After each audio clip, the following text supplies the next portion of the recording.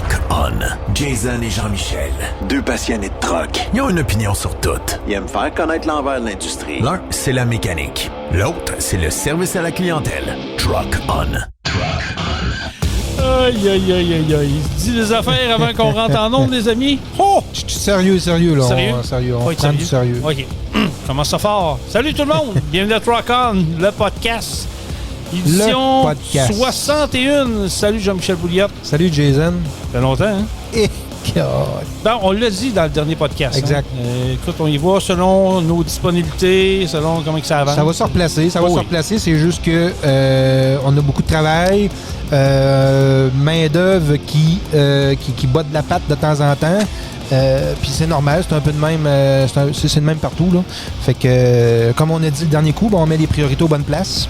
Et on est là. C'est pas qu'on vous aime pas, mais la business, faut qu'elle roule. C'est exactement. On fait ça sur nos heures de travail, fait qu'on travaille avant et après. Fait et que, voilà. C'est bien dit. On tombe dans le jus, puis on met le podcast de côté des fois pour une édition. On n'a pas le choix. Exactement. Et on vous rappelle que Truck On est présenté par Pro Diesel de Bellechasse Rive-Sud. Situé à Saint-Anselme dans Bellechasse, c'est la route quoi? C'est la 271? C'est la 271, celle-là? 277? 277. La route 277. La route Bégin ou la 277. Pas compliqué. Si vous arrivez à Lévis, là, au lieu de prendre Lévis-Centreville, vous prenez l'autre sortie, direction Saint-Henri-Lévis. Filez ça bien droit jusqu'à Saint-Anselme. Exactement. On est le premier gros garage au giratoire. C'est un deux voies pour se rendre chez nous. Là. C'est un autoroute. C'est pas compliqué. C'est un tapis roulant. C'est merveilleux. Et on a du monde qui nous regarde.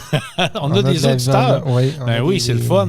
Fait que si vous avez des demandes, excusez, j'ai un chose dans la gorge, si vous avez des demandes, écrivez-moi ou appelez-nous 418-291-234, mon cellulaire 581-291, 581-309-5659. Un blanc de mémoire, moi, Jason. La vieillesse, ça doit être ça. Hein? Ouais, c'est sûr, c'est ça. C'est confirmé que c'est ça. Fait qu'on est là pour vous. On rappelle qu'on est présentement disponible également sur toutes les plateformes de podcast. On est là-dessus et on est diffusé sur Truck Stop Québec, la radio des camionneurs. Jean-Michel, en parlant de Truck Stop Québec, la radio des camionneurs, ceux-là qui écoutent religieusement, vous l'avez sûrement entendu, la nouvelle, comme quoi que je serai co-animateur du Super Party des camionneurs de Fermeneuve. Oui. Premier direct de camion de la saison. Oui, c'est une belle nouvelle, ça, mon ami Jason. Bien content. Un autre fin de semaine, la broue dans le toupette, puis que tu vas revenir le lundi à la job puis te voir. Brûler tête. C'est super. Ah, c'est vrai, je n'ai pas demandé mes congés encore. Hein, c'est vrai, il faut que je travaille ça après. Ouais, ça veut pas dire. Tu aurais dû demander tes congés avant de signer le contrat. Oui, hein, j'ai travaillé à l'envers. Hein. En tout cas, j'irai te rencontrer après le show. Mais oui, je serai avec mon ami Yves Bertrand. Yves, qui lui est un habitué de ce coin-là. C'est son coin de pays. Donc, vous fera plaisir d'avoir du fun avec vous autres du côté de Fermeneuve. D'ailleurs, on va avoir Benoît Terrien et Julien Allaire-Lefebvre là, dans, je vous dirais à peu près peut-être 2-3 semaines. Là, on va faire un podcast édition spéciale sur Fermeneuve pour les accélérations de camions qui s'en vient à grands pas. La nouvelle saison va débuter bientôt. Et donc, bien sûr, et on devrait parler avec quelques coureurs également d'ici le début de la saison. Puis, bref, c'est ça. On a bien hâte d'embarquer dans ce Ben Wagon-là. C'est Fermeneuve, pour moi, c'est pas nouveau. J'ai déjà été avec Truck Stop à l'époque. Fait que je connais un peu le coin, mais ça là, il paraît que ça a monté d'une coche. Un trip, là, c'est clair. Là, c'est un autre beau week-end. Oui, on va s'amuser. C'est vraiment le fun. Et d'ailleurs, continuons dans le même veine des camions, Jean-Michel. Oui. Nous serons au Truck World à Toronto. Oui. Oui, en tant que visiteur, bien sûr. Exactement. On n'aura pas de kiosque et on ne fera pas de podcast là-bas. Mais oui, on va être là. Ben, on ne fera pas de podcast, mais je pense que je vais prendre des audios de là-bas. Oui, peut-être on va rencontrer certainement beaucoup de gens qu'on connaît. Oui. On le sait, là. On est tellement connus, Jason. Oui, de plus en plus même. Non, mais c'est ça, faire sa part. On va rencontrer des gens, des fournisseurs là-bas qu'on connaît beaucoup, des amis, puis tout. Fait que, oui, on va avoir du fun. Ça va être un autre beau week-end, ça. On s'en va, on pogne l'avion, puis on s'en va là. Je sais qu'on va avoir les amis, les filles de Anitrek qui seront là. Oui. On va aller les voir. Et sûrement Datatis également, notre logiciel MIR qu'on a. Là, exactement. Fait que c'est clair qu'il va y avoir des soirées qui vont se dessiner après ces journées-là. Ben, écoute, c'est certain qu'on va se coucher de bonne heure. Ah, ça, c'est sûr. Ça, c'est ça que tu veux dire. Mais on conduit pas. Non. Fait que quand même qu'on est poqué un peu après 3 jours. Tu sais, toi, t'es vieux. Fait que ça se peut qu'après 3 jours, avec des jeunes comme nous autres, là, que tu traînes de patte un peu. Merci de me le rappeler. On redescend en avion. C'est très gentil de me le rappeler que je traîne la patte. Couche-toi de bonne heure une semaine avant, prépare-toi, économise ton énergie. Parce que tu vas voir que... Ouais. OK, d'accord. J'ai le cœur jeune, je suis dur à suivre, moi, quand je t'écoute. Oui, je sais, mais écoute, je vais essayer d'ajuster mes flûtes en conséquence. J'ai déjà été au Truck World une année, puis pour vrai, là, c'est impressionnant. Il y a du stock. Là. Comme tu dis, il y a beaucoup de fournisseurs qu'on ne connaît pas. Il y a de la nouveauté. Ils vont présenter des nouveaux trucks.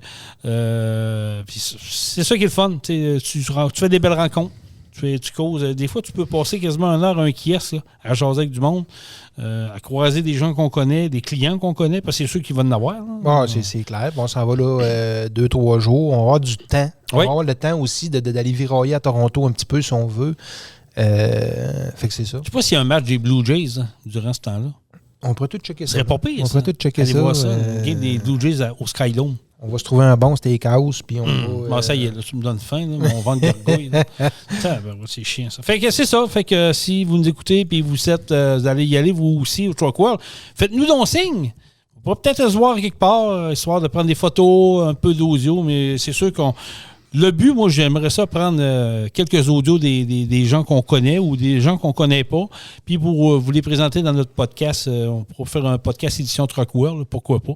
Ça serait vraiment le fun, mon cher Jean-Michel. Quoi qu'on jase aujourd'hui, écoute, moi, il y a un sujet qu'on n'a pas noté. Je veux qu'on commence par ça. Je ne l'ai pas noté, puis je te mets dans le bain. Ouvre ça. C'est sûr que ça s'est discuté sur Truck Stop Québec. Il y a eu une publication sur la page Facebook de Truck Stop. C'est une contrôleuse routière qui se serait fait intimider, serait fait brasser pas mal par un conducteur. Puis, écoute, ça a dégénéré chez les réseaux sociaux. Puis ça, là, ça m'a levé le cœur de lire des commentaires de monde qui étaient pour ça, qui encourageaient ça. Ouais. Hey, sérieux, là, on va se parler un petit peu ce matin. Là. Ben, pour nous autres, c'est le matin quand on tape le podcast. Là. Mais je ne sais pas si tu es d'accord avec moi, Jean-Michel, là, mais je pense que les réseaux sociaux, là, on devrait, à partir de maintenant, je sais que ça n'arrivera pas, là, mais on devrait avoir le droit de poursuivre des gens qui mettent des commentaires comme ça, qui incitent à la haine. Ouais. Tu sais, ça a comme pas de Christy. Poursuivre peut-être fort, mais au moins les bannir. Oui, mais il faut que tu qu'ils se fassent bannir. Oui, c'est ça. En tout cas, pour entrer dans le vif du sujet, il ne faut pas oublier que oui, il y en a des contrôleurs routiers qui exagèrent. Oui, mais... qui sont un peu pointilleux sur des choses qui ne devraient peut-être pas. Même chose pour la police, c'est la même chose. On s'entend, là, des fois, tu pognes un policier super gentil, qui est humain, puis qui comprend la situation, mais t'en pognes des fois qui sont baveux, puis qui sont pas fins, puis que tu lui foutrais une claque en arrière de la tête. Oui, je suis d'accord. Mais c'est un peu la même situation. Mais il ne faut pas oublier qu'en arrière de ça, c'est des humains, puis qui font leur travail. Fait qu'à un moment donné, il faut quand même garder un minimum de respect avec ça, là. Oui, mais moi, je veux te comparer ça, puis je vais te poser une question. Ce que tu viens de me dire là, je le comprends, oui. Mais est-ce que ça rouvre la porte à dire n'importe quoi sur les réseaux sociaux? Non. Est-ce que ça rouvre la porte de dire « il a bien fait, puis moi, j'aurais fait pire ». Non. C'est là que je trouve que le monde, on dirait... Puis de plus en plus, là, je parle dans ce dossier-là, mais je lis sur les réseaux sociaux. Ah, bien, il y en a qui ne réfléchissent pas. C'est 2 minutes. Tu réfléchis 2 minutes, là, tu sais. Dans quoi tu t'embarques si tu vas plus loin que exemple, que tu engueulais avec? Tu y foutes une claque, là. De 1, c'est une femme. De 2, c'est de l'autorité. On s'entend, là, c'est des contrôleurs routiers. Là. Ils ont de l'autorité sur les camionneurs. C'est le job. Tu vas te mettre dans la merde pour parler plus qu'un ticket ou une vérification. Là. Fait que même si la personne est un peu arrogante, c'est plate, là, mais prends ton gaz égal puis fais ce qu'il dit parce que ça donne rien de pogner les nerfs puis encore moins de bousculer la personne en avant de toi parce que ça va te coûter beaucoup plus cher que ça. Ben, moi, pour pas grand-chose. Tu as raison. Moi, je dis tout le temps, montre-toi plus intelligent que la personne qui est en avant de toi. Tu sais, oui, exact. Je peux comprendre, comme tu as dit tantôt, je peux comprendre là, que c'est frustrant, puis ils ont un job à faire, puis peut-être bien que t'as pas une bonne journée, ça va pas bien à la maison, peu importe, chacun a le problème. Mais de là, aller bousculer un agent de tout ça, puis là, ça fait le tour des réseaux sociaux, puis là, le monde dit il a bien fait, puis ça arrêtait-moi de la crise, j'aurais fait ci, puis j'aurais fait ça, puis tu dis, voyons, ça va où, là? Vous dites que vous êtes des professionnels, des camionneurs. C'est ce qu'ils disent. Bon, à un moment donné, il faut montrer qu'on est professionnel. Tu as le droit de dire que tu es mécontent. Mais de là à inciter à la haine, puis de dire que bien fait, que tu es content, puis tu aurais fait pire, puis toute une gang de pas bons. Oui, mais c'est encore du blabla d'Internet. Oui, mais là, ça l'a complètement dégénéré. Mais il y en a qui disent ça, qui comptent ça sur Internet, mais qu'en réalité, dans la vraie vie, si ça lui arrive, il fera jamais ce qu'il a dit. Dis-le pas, écris-le pas. Je sais, mais c'est juste de mettre la marde pour rien, c'est de mettre le feu puis tu te sauves. Ça donne rien. Là. Moi, je me suis justiné en masse avec des agents de la paix, là, si on peut les appeler comme ça. Là. Surtout, exemple, M. Larose de Lévis. Là. Ouais, lui, j'ai pas peur de le nommer. Là. Non, tout le monde le connaît, il a fait le tour des médias. Exactement. Mais ça donne rien. Ça donne rien parce que ça m'a coûté un peu plus cher que prévu. C'est ça, parce qu'ils ont la loi dans les mains. J'aurais dû juste fermer ma gueule, puis prendre son ticket, puis partir. Mais finalement, il m'a mis en crise, puis ça m'a coûté plus cher que prévu. Mais c'est la même chose partout. Puis ça, en tout cas, des expériences avec les policiers, je pourrais en compter longtemps, là, mais c'est plate. Mais oui, des fois, on pogne des bons policiers, puis des fois, on en pogne des pas bons, puis des mauvais, mais c'est encore lui qui a le bout du bâton. Fait que... C'est une question d'attitude, dans le fond. Je veux dire, il peut arriver en baveux parce qu'il, comme je te dis, il est sur son cible, il veut montrer que...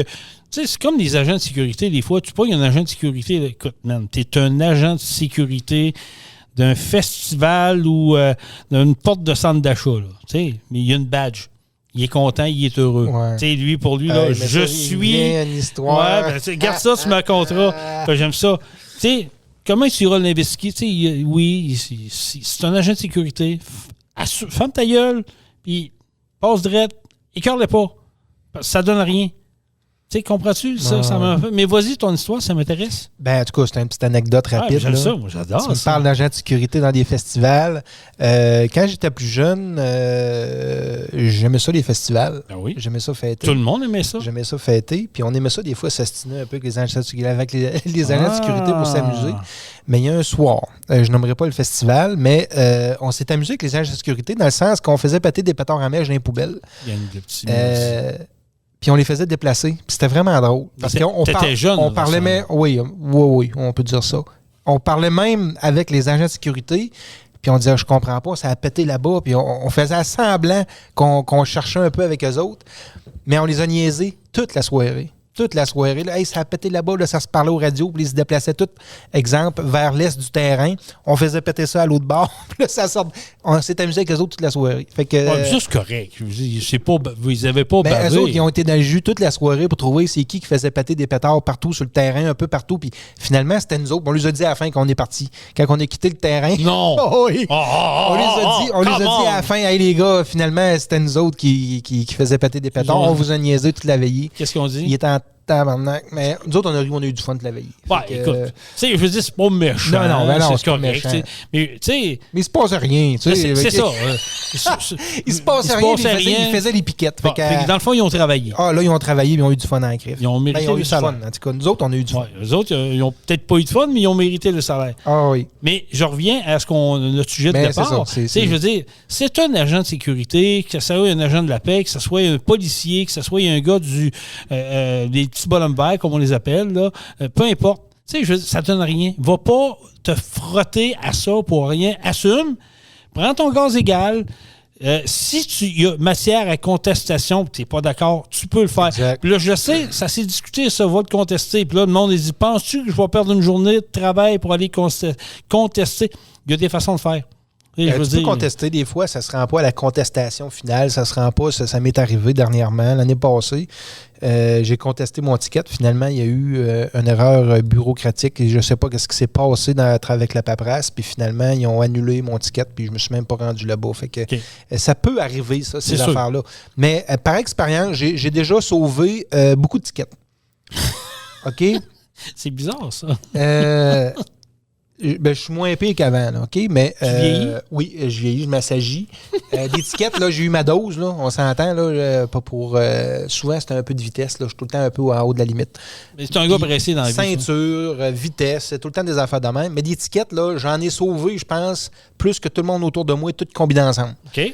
par mon attitude, puis la façon que je jasais avec eux autres, puis que je défendais mon point, puis finalement, ils me donnaient le bénéfice du doute, ou ils disaient c'est beau, ok, vas-y, bouge-toi là, nanana. Puis il y a des fois que je pognais les nerfs après eux autres, puis ces fois-là, je l'ai eu, mon ticket. Tu comprends-tu? Fait que, comme tu disais tantôt, l'attitude que tu vas avoir avec l'agent de la paix ou peu importe qui, ça change tout. Si t'es chummé avec eux autres, ça va bien, puis tu discutes bien, puis ils le savent, là, les contrôleurs routiers là, qui sont pas aimés. Là. Fait que si t'arrives là, puis que finalement t'es un peu friendly, entre parenthèses, avec, il y a des chances que tu sois capable d'alléger ton ticket ou pas de l'avoir, ou de. Tu comprends? Ou trouver une façon de le régler. Exactement. Si t'arrives là en baveux, tu dis mon hostie, t'as rien à faire, tu commences. C'est terminé. C'est clair que ton ticket, tu vas l'avoir, mon ami. C'est sûr. Puis même peut-être plus. Ah, c'est ça. Là, il va trouver des poux. Oui, c'est ça. Fait que. C'est sûr qu'il va trouver des poux. Tout est dans l'attitude et de la façon et voilà. C'est ce que je faisais. Puis, tu sais, à un moment donné, les réseaux sociaux, il faut faire arrêter. Comme je disais tantôt, si à un moment donné, ça dépasse les limites, ça incite à la violence, ça incite à aller brasser quelqu'un, je m'excuse, mais vous êtes. Moi, je pense là, que vous n'avez pas votre place sur les réseaux sociaux. Puis vous devriez être poursuivi, ou du moins, votre compte Facebook devrait être banni pour 3 mois. Ça devrait être systématique. On ne l'a pas, malheureusement, ça ne fonctionne pas. Mais ça devrait être systématique parce que, tu sais, que t'aimes ou que t'aimes pas une personne, puis ça arrive à tout le monde, là. Tu n'as pas le droit de dire mon hostie, vous savez ce que je veux dire, là, des termes qui ne se disent pas, là, même d'un podcast, on ne veut pas aller là.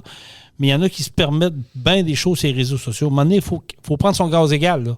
Je veux dire, c'est un être humain qui est en avant de toi, qui fait il fait un job comme toi, qui peut-être que oui, il y a des journées que ça va pas bien, mais comme Jean-Michel a dit, l'attitude. Jaser avec eux autres, voilà. Expliquer votre point si c'est explicable, si c'est de quoi qu'il y a un raisonnement en arrière, si c'est un oubli, une erreur que vous faites, ben là, gars, c'est plate, là, mais tu vas payer pour ton erreur, puis tu vas payer pour l'oubli que tu as fait. Puis si vous n'avez pas le temps de le contester, vous voulez le contester, vous n'avez pas le temps de vous présenter au pays, prenez-vous un avocat. Il y a des façons possiblement de faire. Si vous travaillez pour une compagnie, votre compagnie va vous aider là-dedans. Eux autres vont vous représenter. Mais soyez un peu intelligent. Il y a du savoir-vivre au travers de tout ça, puis il y en a des fois qui en démontrent pas. Mais là, je me rends compte que de plus en plus sur les réseaux sociaux, en tout cas Facebook, là, moi je suis pas abonné à d'autres que Facebook, là, c'est du grand n'importe quoi. Moi j'appelle ça du vaudeville. Là. Maintenant, on dirait qu'il n'y a plus de filtre, on dit ce qu'on pense, puis pas de conséquences. Moi, il faudrait qu'il y ait des conséquences à ce qu'on dit. Et malheureusement, je pense qu'on est rendu là comme société. Mais bon, ça c'est un point de vue parmi tant d'autres. Hey, en passant, 8 avril, tu fais quoi, toi? 8 avril? Ouais. C'est quoi ton horaire? Peut-être que je m'en vais voir ça. Là. Parce que tu prépares de quoi de gros au Québec? De 8 avril? Oui, bien, on est quand même, tu sais, on est vraiment une province du 5 au Québec. J'ai rien de prévu dans mon agenda. Bon, ben, ça, ton horaire. Là, toi, ben, moi, je vais acheter des chaises de parterre, puis je vais aller dehors regarder l'éclipse. Ah, ben oui, la fameuse éclipse. Tu sais que c'est... Ben, moi, non. Moi, ben, non. Pourquoi? Moi, je suis dans la maison avec mes enfants, les stars fermés. Ah oui? Pourquoi? C'est dangereux, cette affaire-là. Ah oui? Pourquoi c'est dangereux? Ben, je sais pas. Tout le monde dit que c'est dangereux, puis ils ferment les écoles. Fait que là, moi, je prends pas de chance. Je fais pareil. Hein. Ça veut dire qu'il n'y aura pas... le réseau routier va être paralysé? Moi, je vais faire une éclipse dans la maison. Je ferme les stars, je ferme tout, puis il y a rien que la télé qui va virer, là. Tu comprends? Non. Si on décidé de fermer les écoles, c'est pas assez dangereux. Tu penses? Ben, je pense que oui. Mais...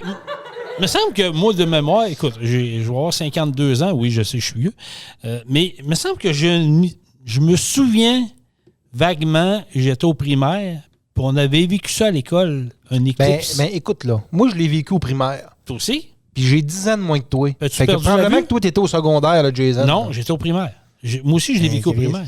Et ça arrive aux 40 ans, genre. Fait que... Ben, peut-être au secondaire aussi, mais parce que je l'ai vécu à l'école. Plus vieux que ça. Moi aussi, je l'ai vécu, puis on n'avait pas des lunettes. Il nous a fait faire... Une boîte de souliers. Te souviens-tu de ça? Oui, une boîte de Kleenex ou bien... Ouais, Kleenex ou souliers qu'ils nous faisaient prendre, là. Puis qu'on rouvrait comme en deux, mais on regardait comme indirectement, là. Oui. Puis on regardait l'éclipse. On n'avait pas manqué l'école pour ça. C'était une expérience à faire vivre aux enfants. Fait que c'est quoi le problème de fermer les écoles? C'est un délire. Ici, dans Bellechasse, là, c'est la commission scolaire. Bon, là, le nom sort de tête, là. Non. En tout cas, Côte du Sud. Côte du Sud, Côte du Sud, ils vont fournir des lunettes à tous les enfants. pour vivre l'expérience. Tu comprends? Je trouve ça intelligent. C'est ça qu'il faut faire. Fermer des écoles parce qu'il y a une éclipse. Mais c'est quoi, je comprends pas. C'est parce qu'il y en a qui veulent des congés? C'est non, quoi, là? Moi, d'après moi, c'est parce qu'ils ont peur que les enfants le regardent sans lunettes, puis qu'il y en a qui se blessent, puis que finalement, ils mettent ça sur la faute de l'école. Puis, et d'après moi, c'est un affaire de même. Là. Je peux pas croire. Man, si c'est comme aujourd'hui, là. Mais c'est une expérience à faire vivre aux enfants qui arrivent une fois aux 40 ans ou 45 ans. Mais je pourrais googler ça. Là, c'est nuageux, là. Je veux dire, comment tu regardes dehors, c'est nuageux, tu ne verras pas l'éclipse. Tu vas rien voir qu'il va faire noir pendant 15 minutes puis ça va revenir après. Yes. Fait que... Hey, non, mais c'est un délire collectif. Moi, au début, je pensais que c'était une joke. Il y en a qui disaient, ils ferment les écoles, l'éclipse solaire. C'est une joke, là. Mais là... Plus en plus, je vois passer ça sur les réseaux sociaux. L'autre jour, j'écoute les nouvelles, puis là, il y a une madame, je vais être poli parce qu'il faut quand même que je sois gentil, mais il y a une personne d'une école, elle, c'était comme si ça arrêtait la fin du monde. Ouais. Elle comptait ça comme de quoi que c'était. Faut pas mettre les enfants à risque, puis même les parents, puis je pense que ça serait inhumain, puis ça serait. Hey, calme-toi, là. Bon, mais gars, j'ai un petit texte ici, là, je viens de googler ça pour le fun, là, parce que j'avais en tête 40-45 ans. Ils disent que la prochaine éclipse solaire qu'on va avoir va être le 17 juillet en 2205. 2205? Cependant, l'éclipse annulaire du 23 juillet 2093. Ça veut dire qu'il va en avoir une en 2093, mais elle va être visible à 87%, comparativement à l'autre qui va être un éclipse total, là, probablement. Fait que c'est loin, là. C'est loin. Pas ça, fait que c'est encore plus une raison de le montrer aux enfants, de le faire vivre, c'est une expérience de vie. Apprenez là-dessus. C'est comme tu dis. Arrêtez de les mettre dans Watt, les enfants, là, puis faites-le vivre aux enfants. Oui, mais le modèle québécois, c'est ça. C'est vivre dans la peur. Vivre dans... On a peur, on fait peur à tout le monde. Tu as peur de ça, mais il faut que tout le monde ait peur. C'est toi qui as la vérité. Pour vrai, là, tu vas sur Alibaba, là, puis des lunettes pour regarder l'éclipse, là, il t'a de bien tard bricolé, là. Bon, mais ça devait coûter 25 cents la paire, là. Oui. Fait que pour une commission scolaire, d'investir 1000$ puis de fournir des lunettes à tous les enfants, là, c'est un pet, là, pour le faire vivre ça. Attention, là, tu parles de lunettes. Encore là, j'ai vu des choses passer sur les réseaux sociaux. Achetez pas n'importe quelle sorte de lunettes parce que c'est sûr qu'il y en a qui vont profiter de la situation. Exactement. C'est un peu comme les masques dans le temps de la pandémie, là. C'est des lunettes solaires. Hey, achetez pas n'importe quelle parce que ça peut être dangereux puis ça... Regarde, vivez donc l'expérience. Arrêtez donc d'avoir peur. Là. De toute façon, là, c'est clair qu'à l'urgence, il va y en avoir 2-3 beaux os qui ont regardé ça et ils se sont brûlés la rétine. Tu comprends, là? Ça va arriver. Ben là. Oui, ça va passer à TVA. TVA aime bien ça, ces affaires-là. Oui, ça, c'est des histoires crunchy. Ça, c'est malade. Crunchy. Mais pour vrai, là, arrêtez de vivre dans la peur, puis faites vivre cette expérience-là à vos enfants si l'école est fermée, malheureusement. Là. Puis, de toute façon, là, le lendemain, ça va être... Mettez-lui un casque de soudeur sur la tête ou bien des lunettes de soudeur. C'est en masse puissant, puis vous allez être capable de regarder l'éclipse comme il faut, puis de la voir comme il faut. Sinon, il y a des lunettes là, qui se vendent. Mais j'ai jamais entendu parler, là. Vous allez me dire, ouais, mais Jason, c'était peut-être trop jeune. Peut-être, là, mais j'ai jamais entendu parler de quelqu'un qui m'a dit, hey, moi, dans les années 70 ou 80, j'ai regardé l'éclipse, puis depuis ce temps-là, je suis aveugle. Ouais, mais je comprends, là. Je comprends ton point, mais en tout cas... Profitez donc de la vie. Servez-vous de votre bon jugement, mais je crois que fermer les écoles puis tout, c'est un manque de jugement. Oui, mais. Hey, j'ai appris un nouveau terme, Jean-Michel. Vas-y. Cette semaine, écoute, je suis tombé par terre. Je disais, OK, on est rendu là. Tu sais, dans la catégorie peur, faire peur aux gens. Tu sais, avant, on avait des réfugiés de guerre.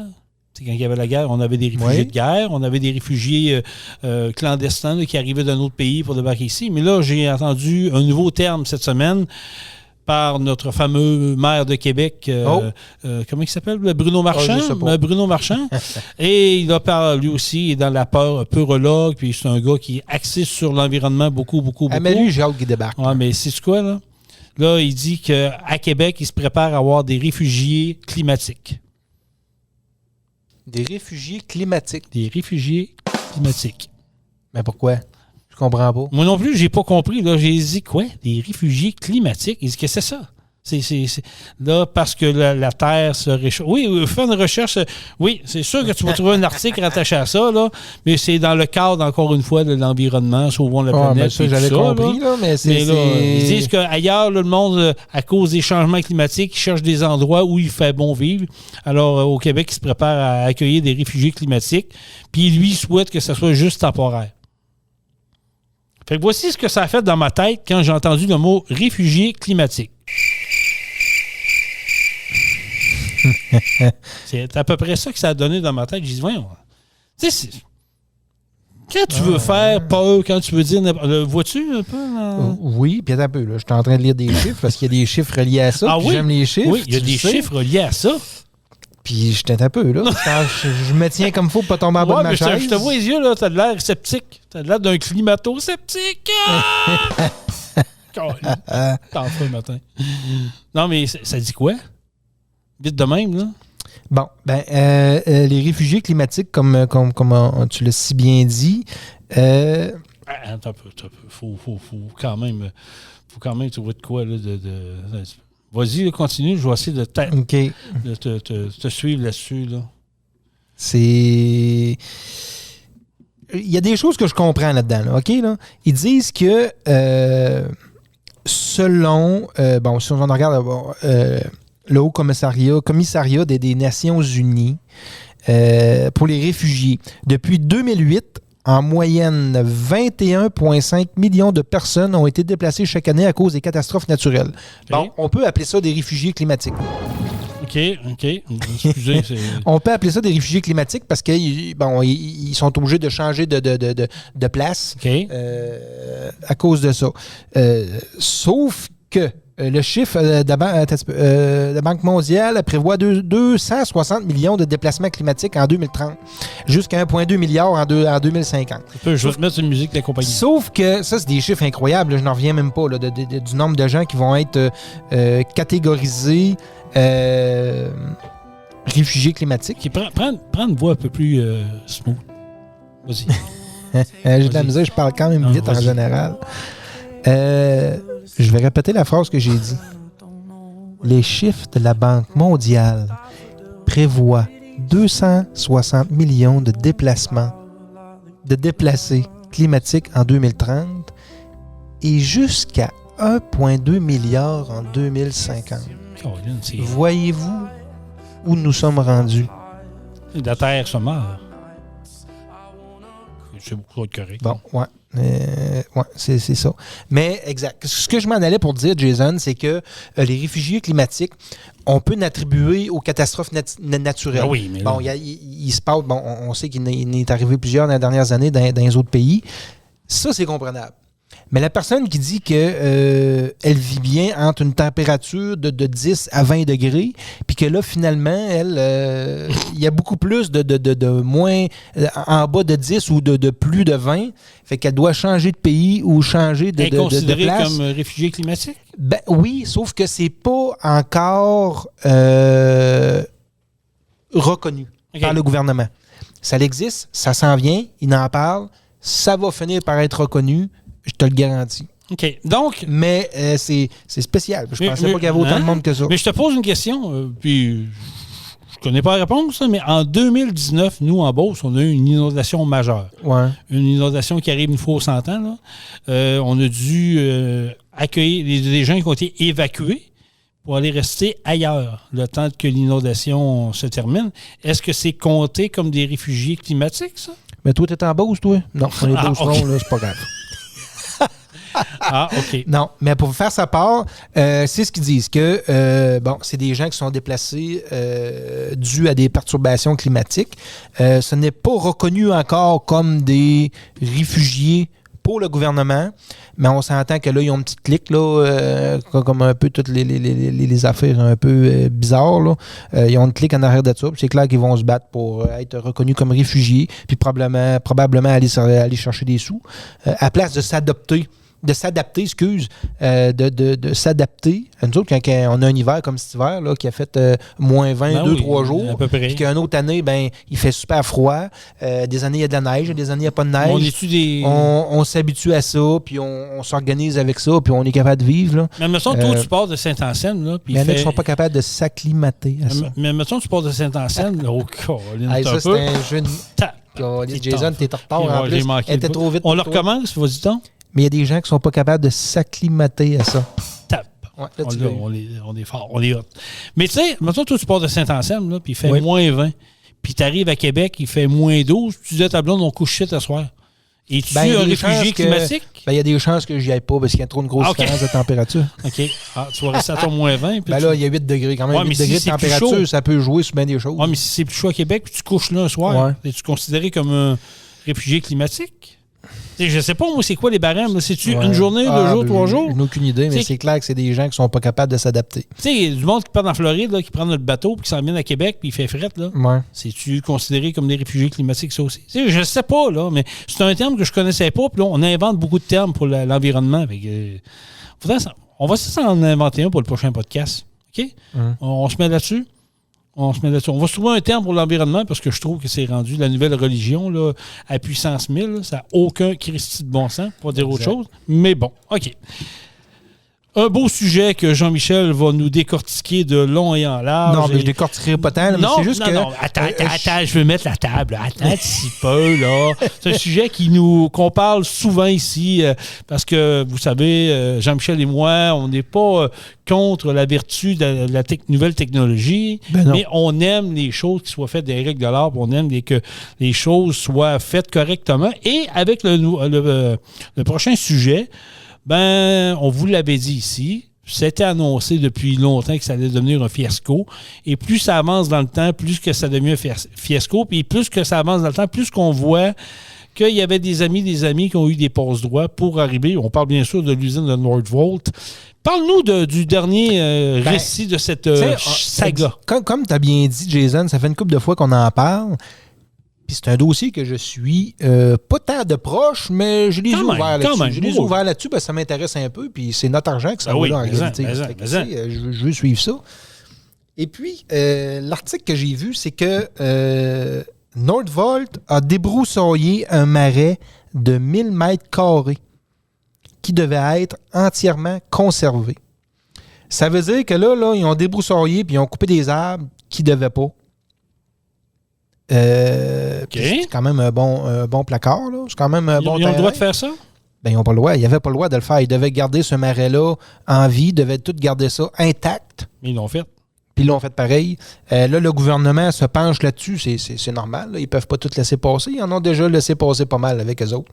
Fait que j'ai hâte de voir ce que ça va faire. Là, Nordvolt, eux autres disent on va replanter des arbres. Je comprends que tu vas replanter 2-3 arbres, une épinette puis 3 érables, mais tout ce que tu as débroussaillé, là, les quenouilles, puis tout le kit, là, les grenouilles rares là, sont rendus où? Là? Tu comprends? Là? Mais toi, tu fais ça chez vous là, demain matin. Tu as un beau terrain, tu as des arbres, mais là, tu as un projet. Toi. Tu veux te mettre un cabanon. Hey, mais ça m'est arrivé, moi, ça, chez nous. Ah ouais? Hey, conte-nous ça. Ça m'intéresse. Je veux voir s'il y a 2 poids, 2 mesures. Ben là, en tout cas, en espérant que la municipalité ne m'écoute pas. Moi, chez nous, quand j'ai acheté le terrain, il y a un ruisseau en arrière de chez nous, donc j'ai une zone riveraine à respecter. Ça veut dire que mon terrain, avec le cours d'eau, je peux pas installer un cabanon trop proche du cours d'eau. Il y a une bande riveraine à respecter. C'est ça. Comprends. C'est le même partout. Okay? Oui. Mais Chris, si moi j'aurais fait ce que la municipalité me demandait, mon cabanon aurait été dans le milieu de la cour. Ça n'a aucun sens. Tu comprends, là? Ça n'avait aucun sens. Puis, si je me mets des 2 pieds dans le cours d'eau, là, puis que je regarde, puis j'enligne le cours d'eau au loin, je vois plein de cabanons. Bon. Fait que normalement, si les gens auraient tous respecté la bande riveraine, je les verrais pas, ces cabanons-là. Là. On s'entend. Fait que j'ai foutu le mien à côté comme je voulais faire. Fait que dans le fond, tu l'as mis dans la ligne des autres cabanons. Exactement. Ah, je l'ai mis. Je suis pas légal. Clairement pas légal. Mais... puis il y a un inspecteur de la municipalité qui est venu, là, on s'entend, là, il est venu me dire que il est proche pas mal, tu étais supposé respecter, exemple, 50 pieds, puis là, t'es à 30, puis Fait que c'est ça. Fait que ce que je lui ai dit, moi, j'ai dit, ben, gars, moi, si je m'en vais me mettre les pieds dans l'eau, je regarde là-bas, là, je vois à peu près 15 cabanons qui sont sur le bord du ruisseau. Fais bouger eux autres. Puis quand eux autres vont commencer à déplacer le cabanon, je vais déplacer le mien. Fait que il m'a dit, à mesure, ils ont des droits acquis. Puis je dis, ben, reviens me voir dans 10 ans, puis ça va être rendu un droit acquis. C'est parce qu'à maintenant, il y a des lois qui sont ridicules. Je comprends très bien qu'il faut respecter les cours d'eau, faire attention à ça, puis tout, mais à maintenant, c'est ridicule. Mais dans ce sens-là, eux autres, là, c'est pas ça, là. C'est qu'ils ont un terrain immense. Je me souviens plus de combien de pieds carrés ou je sais que c'est immense, le terrain qu'ils ont acquéri. Puis il y a des zones humides, comme ils appellent, qui devaient respecter, laisser ça. Il y a de la vivace là, mon ami, puis il y a des grenouilles, puis des canards, puis il y a de tout. OK? Puis dans ce coin-là, d'après moi, là, c'est les seules places où il y en a, parce que tu te rapproches de la ville en Christ à Montréal. D'après moi, il n'y a pas grand-chose à part des canards et des grenouilles. Fait qu'ils veulent au moins les garder là, tu sais. Mais est-ce qu'il y aurait quelqu'un qui aurait erré dans ce dossier-là, qui aurait dit à Nordvolt ou à l'architecte? Ben là, eux autres, elles se défendent en disant, ben là, tu sais, nous autres, on a donné ça en sous-contrat. Là, c'est des sous-traitants. Ah oui, mais même si tu donnes à des sous-traitants, c'est des sous-traitants, là, mais il y avait des plans dans les mains. Il y a un ordre, là. Quand tu fais couper du bois, là, OK, là, t'as un lot à bois, puis que tu vas aller faire couper du bois, ou quand même, c'est le gouvernement qui vont faire de l'abattage, ils font du sélectif dans le bois, puis tout. Ils ont des plans, ils ont des lignes à respecter, puis ils dépassent pas ça, là. Pourquoi qu'eux autres, ils ont des broussailliers ici? Il va falloir pas qu'ils ont des broussailliers, pas de plein les yeux fermés. Ils savaient très bien, mais ils se sont dit, c'est pas grave, on va planter des arbres. Non, même pas on s'essaye, c'est pas grave, on plantera des arbres où on dira qu'on a donné un montant d'argent à une belle organisme, puis ça va mourir. Fait que là, ils ont offert de planter quelques arbres pour régler la situation, mais... Oui, mais coupe un arbre chez vous, là. T'as un projet, là, puis coupe un arbre sur ton terrain sans le dire. Là. Et si... non, mais je sais. Oublie ça, là. Puis l'autre affaire que j'ai vue cette semaine qui aura un lien avec ça, là. Vas-y. Honda. On connaît tout Honda, super belle réputation. Ils font des voitures incroyables, c'est tough. Bon, Honda voudrait s'installer au Québec pour faire des batteries? Des batteries. Ben oui, c'est sûr. Fait que là, on fait quoi avec ça? On donne-tu 11 milliards à Nordvolt qui viennent s'installer ici, une entreprise qui n'a pas d'antécédent pratiquement, peut-être 2-3 ans dans le coin. Qui ne va pas bien d'ailleurs en passant. Exact. Ils ont licencié du monde puis sont en négatif à la fin de l'année. Ou qu'on prend Honda, que probablement qu'on ne les allongerait même pas une scène. Puis parce on s'entend que c'est une entreprise. Ils sont autonomes, là. Ils sont autonomes financièrement, puis c'est exact. Puis qui viendraient s'installer ici. Mais ça revient. À qui qu'on. Ben écoute, poser la question, c'est y répondre, Jean-Michel, mais ça revient. Moi, j'aurais accueilli Honda, les bras ouverts. Venez-vous-en, les amis. Puis oui, peut-être que je vous aurais donné le terrain pour m'assurer qu'ils viennent s'installer, mais je n'aurais pas allongé 11 milliards qui bâtissent les usines. Mais ça revient à la discussion qu'on a déjà eue dans un de nos podcasts, des subventions. Tu sais, je veux dire, Nordvolt va avoir des subventions à côté, puis on ne sait pas où est-ce que ça va arriver, tandis qu'Honda, ben, il serait prêt à venir s'installer pour des peanuts, possiblement. En tout cas, beaucoup moins que... Tu sais, mais dans 10 ans, là, puis je dis 10 ans, peut-être même avant, on va être rendu ailleurs. Tu sais, tout ce qu'on met pour le tout électrique, ça n'aura même plus raison d'être parce qu'on se rend compte que les voitures électriques, finalement, c'est pas ce que le monde pensait. Ça coûte trop cher. Le monde font de l'argent. Écoutez la facture de temps en temps, ça vaut à peine. Là, il y a un fléau, c'est ainsi que les chars électriques qui sont vendus avec des subventions, les gars les achètent, pognent la subvention, puis ils revendent de l'autre bord. Oui. Eux autres gardent la subvention. C'est les concessionnaires qui le font. Ben oui. Les concessionnaires, tu vas appeler dans un concessionnaire, tu vas dire, moi, je me cherche un véhicule électrique, nanana. Il va dire, on a un flambant neuf, il y a 200 km. C'est ça. Ah oui, 200 km. Ah oui, 200 km. Mais il est neuf. Ben oui, monsieur, il est neuf. Parfait, il m'intéresse. Fait que rendu que le client est rendu chez le concessionnaire, il arrive là, veut acheter la voiture, fait un essai routier, c'est super. Bon, mais super, on remplit les papiers. Puis c'est quoi la subvention? Ah, ben il n'y a plus de subvention, monsieur, disponible pour ce véhicule-là. C'est un véhicule usagé. Il est usagé à 200 km. Voilà. Puis il y en a beaucoup. Le concessionnaire a profité de la subvention, puis c'est probablement le boss ou le gérant ou je ne sais pas qui s'est promené 2-3 week-ends avec. C'est un réseau. C'est un réseau parce que quand la facture ont été voir les concessionnaires, là, ils ont tous dit non, c'est pas nous autres. C'est sûr qu'ils n'ont pas dit ben oui, on l'a fait. C'est sûr qu'ils ont du monde qui sont payés, là, possiblement, là, des retraités. On se garde, va chercher le char, on va le payer. La subvention, on va te donner un pourcentage là-dessus. Merci, bonsoir. Puis après ça, on vend le char. C'est ça la rareté des chars électriques. Puis le gouvernement a créé un monstre avec ça. Oui. Puis finalement, Ils se font fourrer puis ils ne savent pas quoi faire avec ça. Pas de graisse, pas de vaseline, rien. Puis pour vrai, là, il ferait une enquête, puis là, elle va être poussée loin, là, mais sur le nombre en dollars. Combien de dollars ont donné le gouvernement en subvention pour les véhicules électriques? Puis après ça, tu prends ce nombre de dollars-là, puis tu valides quel client a obtenu cette subvention-là qui est vraiment un particulier avec une maison, une adresse de maison, là. Pas un concessionnaire. Là. Puis probablement qu'il verrait que la moitié, sinon plus, c'est tous des concessionnaires qui ont racheté les chars, qui ont fait 200 km avec, puis qu'ils ont recollé ça à vendre, puis ils ont mis l'argent dans leur poche. Ou un beau-frère proche de la famille qui a aidé. Exact. Ça n'a aucun sens. S'ils voulaient subventionner et aider à vendre des produits, moi, j'aime pas ça, là, mais ça a l'air que c'est le modèle d'affaires au Québec, subvention. Moi, j'aurais dit, écoute, tu gardes ton char électrique 1 an, obligatoire. Si en dedans d'un an, tu le revends, c'est fait? Oui. C'est exemple particulier. Moi, je m'en vais au concessionnaire, j'achète un véhicule électrique, je reçois la subvention. Ouais. T'es sûr? Je me dois de le garder minimum 1 an. T'es sûr? Oui.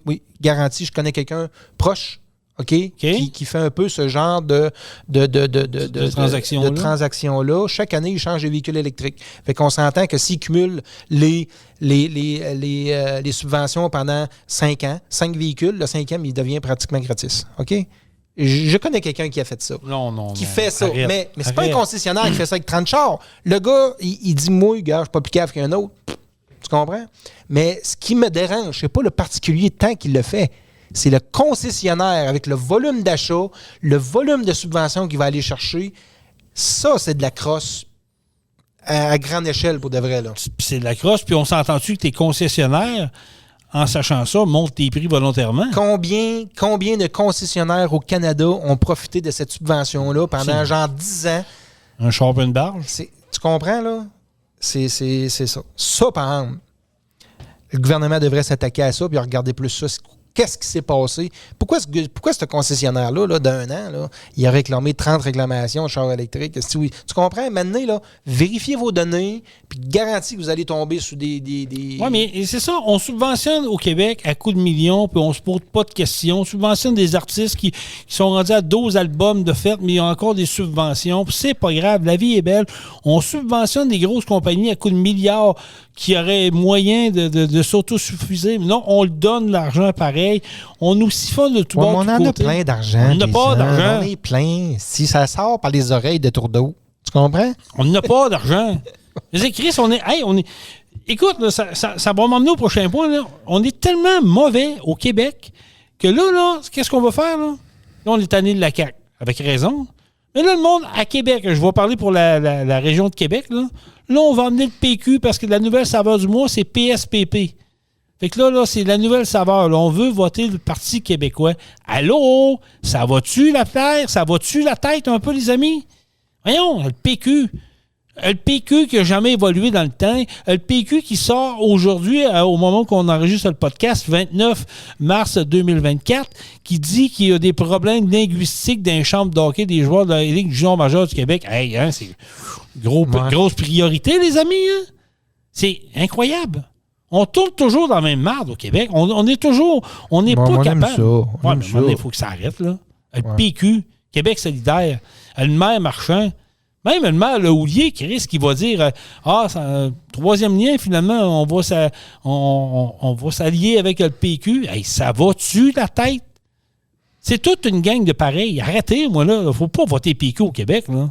Ouais, je ne sais pas ce qui va se passer. Ça n'a pas de sens. On a 2 ans, là. Réveillez-vous, quelqu'un. Là. Moi, j'en reviens pas. Je te dis, je suis découragé, Jean-Michel. Je suis vraiment découragé. Puis je pense que notre relève, il va falloir qu'elle se lève debout. Elle dit, là, c'est assez ou on déménage. Là. Ouais. J'y pense des fois, moi. Ouais, moi aussi. Pour vrai, j'y ai pensé. J'ai demandé à ma blonde l'autre jour en joke. Tu dirais si on vend tout on s'en va d'Alberta? On se fait tellement voler au Québec, là. C'est incroyable en tant que particulier, combien d'impôts on paye. Puis c'est là que je m'en allais. Puis les entreprises, là, c'est ça. Il y en a qui vont dire, ouais, mais tu sais, en bas de X montant de profit annuel, tu payes juste 20% d'impôts. Puis oui, mais on paye tellement d'autres choses à côté, puis d'un bord, puis de l'autre, que ça finit plus. Ça finit plus de finir. Puis ils font quoi avec cet argent-là? Il y a un swing d'un bord et de l'autre, puis il y a check pas trop, puis il n'y a pas de problème. Tu sais, quand la CAQ est rentrée au pouvoir, puis ça, d'après moi, tu vas le trouver sur Internet, là, il avait dit qu'elle allait éliminer les fonctionnaires. Il a dit qu'elle allait baisser le nombre de fonctionnaires au Québec parce que ça n'avait pas de sens. Ça fait longtemps qu'ils devraient faire ça. Ben, ils l'ont dit, la CAQ, c'était une des promesses électorales. La machine est bien trop grosse. Va donc voir depuis leur élection. Il y a un graphique que j'ai vu passer cette semaine. Je n'ai pas porté attention trop, mais il y a un graphique comme quoi... Ils ont posé la question, depuis que la CAQ est au pouvoir, combien de fonctionnaires ont été coupés et quelle est la grosseur de la machine du gouvernement aujourd'hui versus à l'élection de la CAQ? Écoute, j'ai pogné un 2 minutes. J'ai dit, OK, une autre promesse qui n'a pas été tenue. Non seulement on n'a pas coupé, je pense qu'on a doublé la fonction publique au Québec depuis que la CAQ est au pouvoir. Tu sais, tu dis, à un moment donné, là, tu fais des promesses puis tu ne tiens pas, puis c'est pas grave. Il n'y a pas de conséquences. Tu sais, quand on parle de conséquences à nos gestes, ben, en voilà une belle raison. La CAQ, ils n'ont jamais de conséquences à les estimes de menterie. Ça n'a ni queue ni tête. Je ne sais pas c'est quoi le chiffre, là. Je ne sais pas si tu peux... T'es là-dessus, là. Mais pour vrai, ça n'a aucun bon sens, là. Tu sais, je veux dire, on dit que ça coûte cher au Québec. Bon, on en voilà une belle raison. Je parlais avec quelqu'un l'autre jour, Jason, il dit, j'essaie avec le gouvernement, là, la bureaucratie, là, ça fait 8 mois. Bon, la CAQ disait qu'elle allait enlever ou licencier, ou appelez ça comme vous voulez, là, 5000 postes. Réduire la taille de l'État. Exact. Finalement, on se ramasse avec 10 624 emplois à temps plein de plus. Non seulement on n'a pas coupé 5000 postes, on a doublé, ciboire. Voyons! Oui, ils voulaient couper 5 000, finalement, ils ont ajouté 10 000. Pourquoi? C'est quoi? Ben là, c'est où? Je pourrais fouiller pour trouver les pourquoi du pourquoi. Là, c'est sûr qu'ils se défendent à quelque part. Oui, mais ça n'a aucun sens. Mais non, ça n'a aucun sens. Avant qu'ils arrivent, il y en avait déjà trop. Tu comprends? Puis eux-mêmes l'ont mentionné. Puis nous autres aussi, on le sait. Oui, on le savait. La machine est bien trop grosse, la machine gouvernementale. On connaît tout quelqu'un qui travaille au gouvernement et qui dit, Jason, il dit, moi, je fais rien. Il y a beaucoup trop de paliers. Un gars prend une décision, il faut que ça soit approuvé par 20 gars avant. Puis finalement, ben là, ça tombe entre deux chaises. Puis ça finit que c'est beaucoup trop de bureaucratie puis de gossage. Moi, je connais quelqu'un. Puis là, il y a 10 000 employés de plus. Je connais quelqu'un qui est allé faire un stage, qui avait étudié dans cette ligne-là, puis pour être fonctionnaire au Québec, elle a été faire un stage pendant 6 semaines là-bas. Ouais. Après 3 semaines, elle est allée voir son prof, elle dit « Non, moi, je reste pas là. » Il dit « Pourquoi? » Ben là, elle dit « Je peux rien faire. » Elle dit « Ils m'ont mis un bureau, ils m'ont très bien un bureau, ils m'ont donné une pile. J'ai fait ça en dedans d'1 heure. » La personne à côté de moi... elle aurait eu 6 semaines. La personne à côté de moi... Puis c'est vrai, elle me dit ça. La personne à côté de moi me dit « Slack, tu vas trop vite. » Ouais. Ben, ça, j'ai une job à faire. Ah non, tu vas trop vite.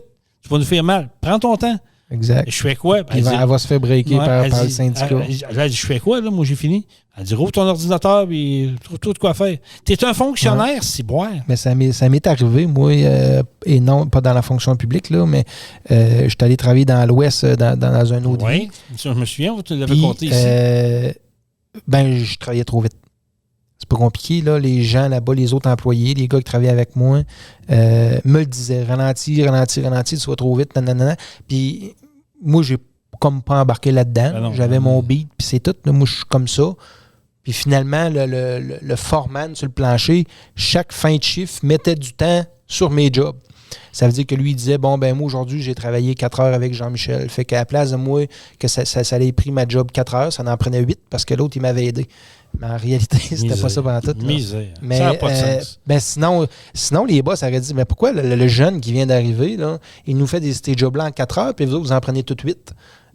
Ça aurait sonné des cloches à quelque part. C'est prendre le système à l'envers. Exact. Ça aurait sonné des cloches à quelque part, puis c'est exactement ce qui se passe dans le gouvernement. Ça n'a pas de crise de bon sens. Il y en a plein des punk-culs là-bas là, qui font rien. Là. Mais moi, tu sais, la personne dans ma famille qui me compte ça, je dis arrête, tu me niaises. Elle a dit non, Jason, elle dit, je te jure. Puis je sais qu'elle me bullshit pas. Elle a dit j'en revenais pas. Puis elle dit c'est comme ça dans plusieurs paliers du gouvernement. Plusieurs départements, plusieurs paliers. Oh, fait que là, on passe. On voulait éliminer 5000 parce qu'on savait qu'on avait du lousse.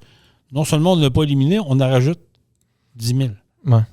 Mais ça n'a pas de sens. C'est pas tous des gens compétents, malheureusement. Non, je sais. Il y en a qui font bien le job, on généralisera pas. Je comprends, ça, mais je comprends. Je sais, j'en ai déjà frappé au téléphone là, des gens de Revenu Québec, exemple, puis qui faisaient très bien le travail, puis que tu voyais que c'était une personne qui était droite, mais des fois, tu en appelles, là, puis tu t'en connais plus qu'eux autres, puis c'est pas normal.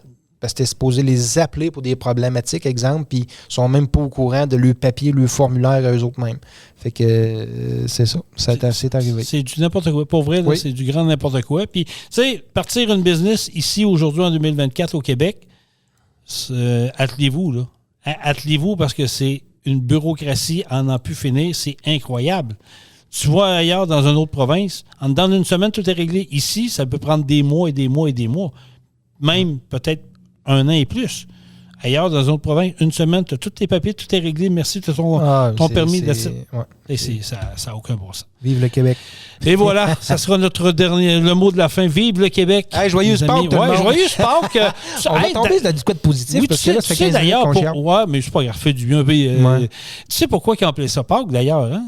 Pas du tout. Pas du tout. Hey, écoute, je vais vous expliquer ça, les amis. Jean-Michel, je vais vous éduquer. Écoute, vous savez que Jésus a été crucifié sur la croix. Je suis beau. Jésus de Nazareth, ça, tu sais qu'il a été crucifié avec des clous, des bons clous de 6 pouces, il paraît. Ouais. C'était comme ça. D'ailleurs, au Chili, ils refont ça encore. Ils reprennent, pour vrai, là. Puis c'est un peu cinglé, mais bon, ils le font encore. Mais c'est ça. Jésus a été crucifié sur la croix et à un moment donné, la croix, il a tombé de la croix. Et quand il a tombé, qu'est-ce que ça a fait? Ça a fait Pâques! Okay. Depuis ce temps, on appelle ça Pâques. Hey, je te dis que là, c'est le temps de peser sur ton piton. Là, Et voilà. Bon, comme ça. Jason. Hein? C'est mon punch. Il est tombé et ça a fait Pâques. Voilà. On n'abusera pas trop du piton, d'ailleurs. Ah, j'aime ça, tabarouette. C'est une petite joke pour finir? Non. Okay. Tu t'as mis à barre haute, là. OK, OK, ben écoute, merci d'avoir été là. Merci à tous nos auditeurs de Truck Stop Québec sur les plusieurs plateformes. Continuez à partager notre page Facebook Truck On. Abonnez-vous. Vous avez des commentaires, des suggestions. N'hésitez pas à nous écrire également sur notre page Facebook ou à Truck On, le podcast à commercial@gmail.com. Pro Diesel Bellechasse Rive-Sud, la référence en mécanique de véhicules lourds. Oui. Vous avez un moteur, peu importe la marque du moteur, en autant que ce soit diesel. Exact. On peut faire de la remise à neuf, la réparation, diagnostic, programmation. Il n'y a rien qu'on ne fait pas pour de vrai. Oui, puis programmation, là, on s'en vient avec de quoi? Une primeur qu'on va vous annoncer au prochain podcast. Attelez-vous. On voit une belle grosse nouvelle côté programmation. Oui, ça va nous donner un petit coup de pied. Mais ça va belle nouvelle qui s'en vient. On regarde ça pour le prochain podcast. Là. On va vous annoncer ça en primeur. Puis c'est ça. Soyez sages, soyez prudents sur les routes, amis camionneurs et camionneuses. Puis n'oubliez pas que nous sommes là pour s'amuser. Prenez pas tout ce qu'on dit au sérieux, mais on a des fois évacuer. On n'est pas toujours au sérieux. On aime ça dire des niaiseries au travers ça. Ça nous arrive. Exact. Salut tout le monde. On termine ça comment, mon ami Jean-Michel? Truck On. Truck On. Vous avez aimé le podcast? Partagez-le et abonnez-vous à notre page Facebook. Truck On. On vous en prépare un autre. Truck On, la gang!